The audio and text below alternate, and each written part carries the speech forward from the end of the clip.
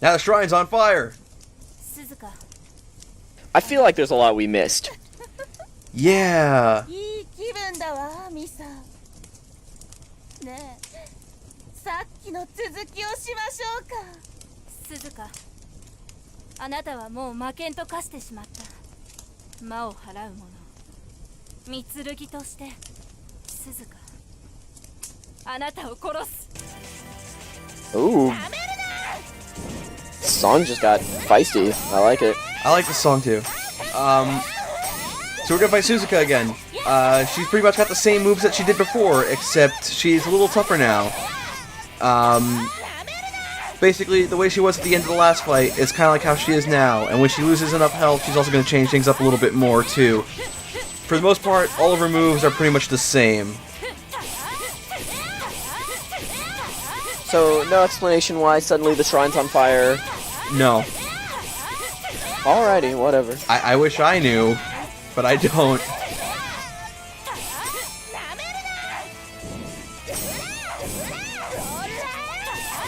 At least the levels changed up. You're not in a circle anymore, you're in an octagon. Yeah. Massive gameplay change. Yeah. Like, we weren't in an octagon before, but now we are. Like, whoa. Crazy. Now, this whole time, I've been trying...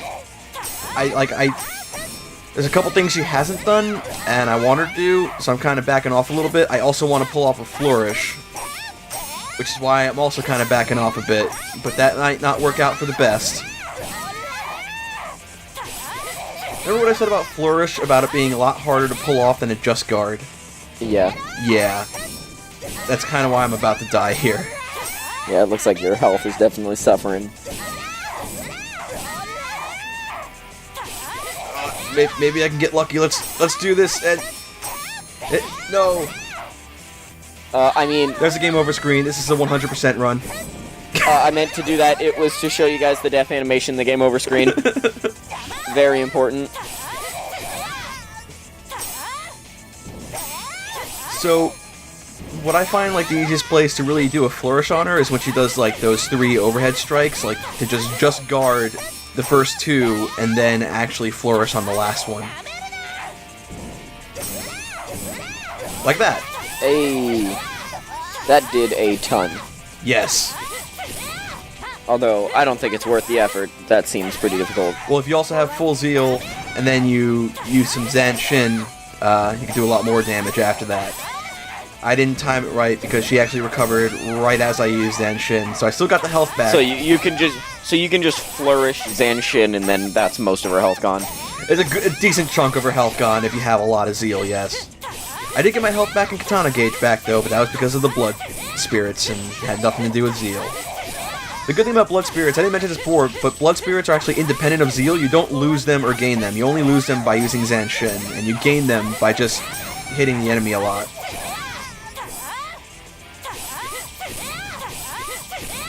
I keep seeing your katana gauge go down and forgetting that you just have a couple more to use. Like, yeah, having those extra in your pocket is huge. It really does make a difference.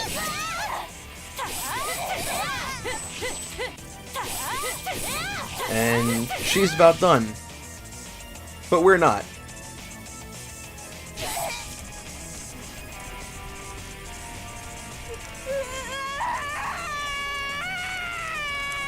Oh.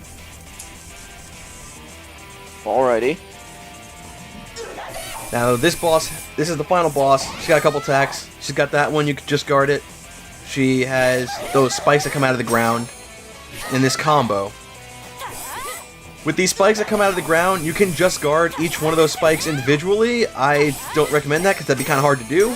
So you can just run around. I also like to flourish this boss. Mostly with that 5-hit combo, I just wait for the last hit and just guard everything else. There's an attack she didn't do in my normal recording, and that's this one. She'll have like these spears here, and she'll just shoot them. And if you're far enough away and you're in between them, the hitboxes won't get you. But if you're close enough, and if you're still in between them, if you're too close, they've got some pretty fat hitboxes, so they're still gonna get you. So if you're too close to her and you can't get behind her or far enough away, you can just guard them. Oh no, and I died again, you'll never know how! I was trying to flourish again, I just died because of that. I think you should just not flourish, and you'll be golden. Well, you could just not flourish and you'll be golden, but I like to flourish because it's really cool when you get it off because you're like, whoa, I flourished, and I'm just gonna beat the crap out of it properly now. Alright, good plan. I like it. There's a weird thing about trying to flourish and failing, and her doing that last strike of her 5-hit combo, though, is if you mistime it just right, your hitbox will actually sneak right under her sword's hitbox. It's kind of funny when it happens. Alright.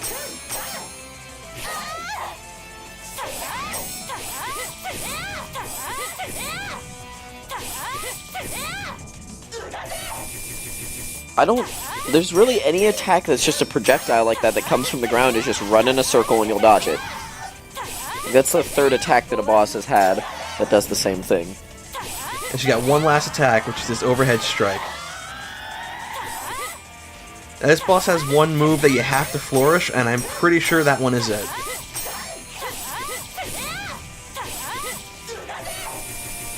As in you have to flourish to avoid it? Like you can't just... Yeah, as if to not get hit by it. You can dodge out, oh, okay. because if you move while pressing guard, you'll do like a little evasive roll.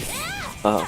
But, it's just like 1,000 times better to just... Wow, that's a lot of blood. Yeah, it's because we had full zeal.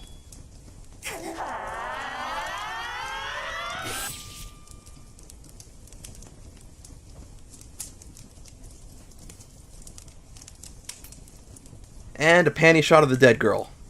Stay classy, Japan. Would you expect anything less? No.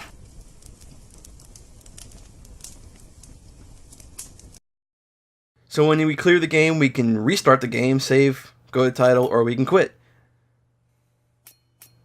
But you might want to save, because you might want to show this to all future generations who care. You notice that the save files have like letters next to them, and that's representative of every difficulty you've beaten. So easy, normal, hard, very hard, and Inferno, which you unlock after beating very hard. I don't think you really unlock anything for beating very hard or Inferno, so I don't really have any intention to really play those difficulties. And here are the costumes.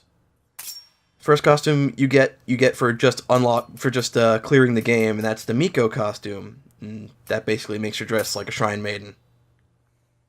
With a big hole in the dress, I guess. Yeah, well, you gotta make a sexy shrine maiden somehow. And the next one is Suzuka, and you get that one from beating hard mode.